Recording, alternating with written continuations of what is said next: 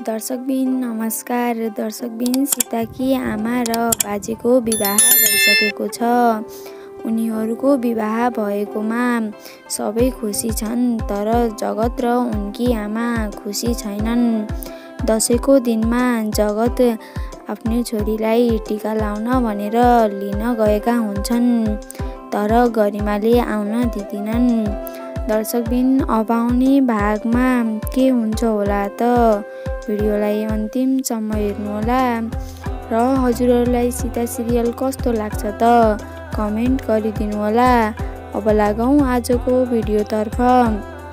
दर्शकबिन सीताकी आमाले बिहे गर्ने कुरामा सृष्टि र उनको बुबाले सहमत छन्, तर जगत र उनकी आमा छैनन्। सीता र सृष्टि गएर उनकी आमा र बाजेको विवाह गराइसकेका छन्। दशैँको दिनमा सबैले टीका लगाएपछि जगत टीका लगाउनको लागि जस्मिनलाई लिन गएका हुन्छन्, तर गरिमाले आउन दिँदिनन्। यता जगतलाई सीताले आमालाई टीका लगाउन जाउँ भनेर भन्दा म जान्न, त आफै जा भनेर भन्छन्।